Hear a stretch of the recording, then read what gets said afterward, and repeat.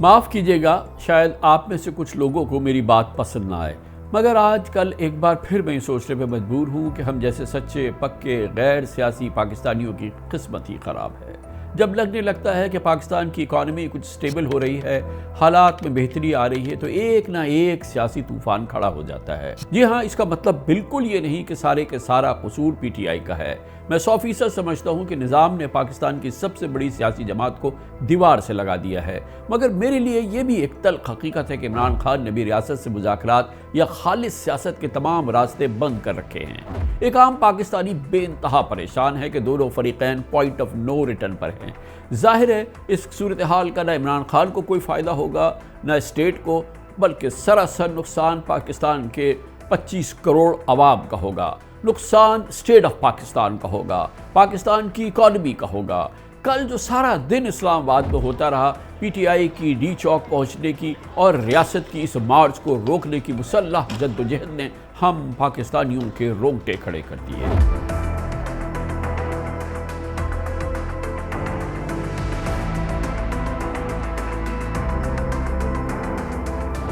यहाँ तक कि हुकूमत इंटरनेट बंद करके मालूमात को और इस्लामाबाद के मनाजिर को पाकिस्तान भर में फैलने से रोकने की कोशिश करती रही, मगर दुनिया भर का मीडिया ये सब कुछ तमाशा दिखाता रहा। बहुत हैवी शेलिंग की जा रही है पुलिस और सिक्योरिटी फोर्सेस की जानिब से यहाँ पे मुजाहिरीन को मुंतशिर करने के लिए। यहाँ जो मोबाइल नेटवर्क्स हैं और मोबाइल जो इंटरनेट है वो भी तकरीबन 36 घंटे होने को हैं और वो भी बंद किया गया है। कोई भी पाकिस्तानी इस सूरत हाल पर तड़पे बगैर नहीं रह सकता।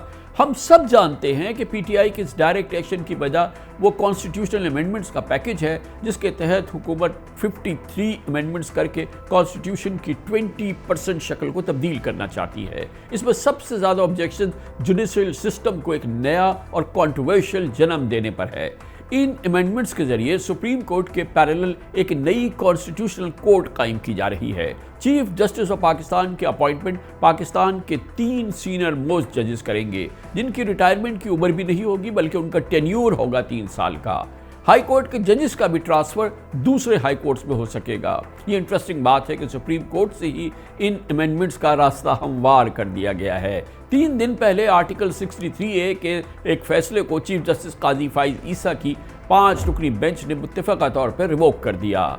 इस फैसले के लिए 2 हफ्ते पहले प्रैक्टिस एंड प्रोसीजर एक्ट में उसको चेंज करने के लिए एक प्रेसिडेंशियल ऑर्डिनेंस लाया गया, ताकि हम ख्याल जजेस का एक बेंच बन सके। अब आर्टिकल 63A के नए फैसले के बाद पार्लियामेंट में आइन में अमेंडमेंट के लिए नंबर्स पूरे करना हुकूमत के लिए आसान लग रहा है। इस पूरी सिचुएशन के फौरन बाद ही इस्लामाबाद पीटीआई के प्रोटेस्ट का मरकज बन गया। इमरान खान के लिए नाउ और नेवर सिचुएशन ने जन्म लिया। पीटीआई को डी चौक पर रोकने के लिए जुमेरात की रात से रावलपिंडी और इस्लामाबाद को नो गो एरिया बना दिया गया। Mobile phone, metro bus services और तमाम रास्ते बंद।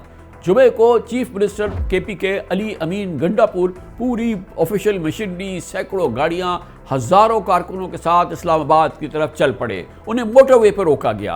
अगले दिन रेजिस्टेंस के बाद अली अमीन गंडापुर और उनके 100 गाड़ियों के हमरा पहले डी चौक और फिर केपीके हाउस पहुंचे, लेकिन कल इवनिंग में 4 बजे से उनकी हमें नहीं पता कि वो कहाँ है। हम पाकिस्तान के आइन के तहफ़्फ़ुज़ के लिए हर हद तक जाएंगे, कानून की पाबंदी के लिए हर हद तक जाएंगे, इमरान खान को रिहा कराने के लिए हर हद तक जाएंगे और इंशाल्लाह हकीकी आज़ादी अपने बच्चों के लिए लेकर दम लेंगे। हुकूमत उनकी कस्टडी की तरदीद कर रही है। उनकी इस गायब होने पर आज इतवार के छुट्टी दिन केपीके की असम्बली का एक इमरजेंसी इजलास बुलाया गया है। आज ही पेशावर हाई कोर्ट में उनकी रिकवरी के लिए एक पिटिशन भी दायर हुई है। बहरहाल बहुत अच्छा है, बहुत अच्छा है। आज दोपहर 12 बजे से इस्लामाबाद में रास्ते खुल गए हैं। मोबाइल फ़ोन और मेट्रो सर्विसेज बहाल हुई हैं, लेकिन ये पाकिस्तान की पॉलिटिकल स्टेबिलिटी पर गैर यकीनी क्लाउड्स छाए हुए हैं। IMF, तमाम क्रेडिट रेटिंग एजेंसी, चाइना भी बार बार हमें यानी पाकिस्तान को याद दिलाता है कि पाकिस्तान की इकॉनमी को उसकी क़ुव्वत सिर्फ पॉलिटिकल स्टेबिलिटी ही दे सकती है।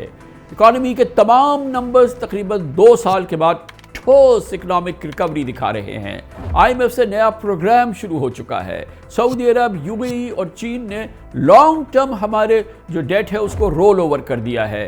Exports, remittances, foreign exchange reserves, इसके अलावा large scale manufacturing, foreign direct investment, सब में इंप्रूवमेंट आ रही है। पाकिस्तान स्टॉक एक्सचेंज दुनिया की बेस्ट परफॉर्मिंग मार्केट बन चुका है। Interest rate, current account deficit में विजिबल कमी आ रही है। इसके अलावा इन्फ्लेशन यानी महंगाई तो 6.9% तक आ चुकी है। IPPs के साथ एक एग्रीमेंट हो गया है। इसके नतीजे में जल्द ही बिजली के टैरिफ में कुछ कमी भी होगी। मैं ये भी जानता हूं कि पाकिस्तान और चीन के साथ कर्जों के हवाले से बहुत इंपॉर्टेंट बातचीत हो रही है और ये एक तरह की रीप्रोफाइलिंग होने वाली है जो बहुत बड़ी और बहुत ही उम्दा खबर होगी, जिसकी इत्तला हमें जल्द मिलने वाली है। चीन के प्राइम मिनिस्टर 15 और 16 अक्टूबर को SCO समिट के लिए पाकिस्तान आ रहे हैं। पाकिस्तान ग्लोबल डिप्लोमेसी का मरकज बन रहा है। इंडियन फॉरेन मिनिस्टर जयशंकर भी 10 साल के बाद एक वफ्द के साथ इस्लामाबाद पहुंच रहे हैं। ये भी एक बहुत इंपॉर्टेंट डेवलपमेंट है। पाकिस्तान अपनी इकोनॉमिक स्टेबिलिटी और दुनिया में इमेज की बेहतरी के इस शानदार मौके को ज़ाया करने का वो अफोर्ड नहीं कर सकता। फिच ने अपनी हालिया एक रिपोर्ट में वार्न किया कि सियासी बुहरान, पॉलिटिकल इंस्टेबिलिटी पाकिस्तान की इकॉनमी को इसकी ट्रैक से उतार देगी।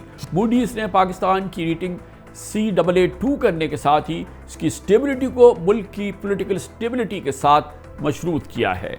जून 2024 में चीन के एक हाई लेवल डेलीगेशन ने पाकिस्तान के विजिट के दौरान तमाम पॉलिटिकल पार्टीज़ के सरबराहों से मुतालबा किया था कि वो अपने इंटरनल डिफरेंसेस को भूल जाएं, क्योंकि किसी भी कौम की डेवलपमेंट के लिए, प्रोग्रेस के लिए इंटरनल स्टेबिलिटी इंतहाई ज़रूरी है। इसीलिए हम समझते हैं ये इंतहाई इम्पॉर्टेंट है, क्रिटिकल है, ये क्रूशल बात है कि PTI और स्टेट दोनों मीनिंगफुल डायलॉग करें। सिर्फ PTI और स्टेट के अहम रहनुमा 25 करोड़ पाकिस्तानियों के लिए एक ज़बरदस्त प्रोग्रेस की, डेवलपमेंट की सिचुएशन पैदा कर सकते हैं। दुनिया की पूरी तारीख गवाह है कि ताकत, पावर और स्टेट माइट सियासी मसाइल का हल नहीं। रियासती क़ुव्वत का पॉलिटिकल क्राइसिस में हल कभी भी कामयाब नहीं हुआ है, ना आइंदा कभी होगा। इसी तरह सीजन पॉलिटिशियंस ने भी हमेशा फरासत, जहानत, इंटेलिजेंस के साथ अपने बदतरीन एनिमीज़ के साथ भी सक्सेसफुल नेगोशिएशंस किए हैं। अपनी पॉलिटिकल आइडियोलॉजीज़ की सामने जो दीवारें आई हैं उनको डिमोलिश किया है। पाकिस्तान सड़कों पर रियासत और PTI की सियासी स्ट्रगल के फैसलों का मुतहम्मिल नहीं हो सकता। यकीन कीजिए ज़बरदस्त अपॉर्चुनिटी है, ज़बरदस्त मौका है पाकिस्तान की इकॉनमी को संवारने का।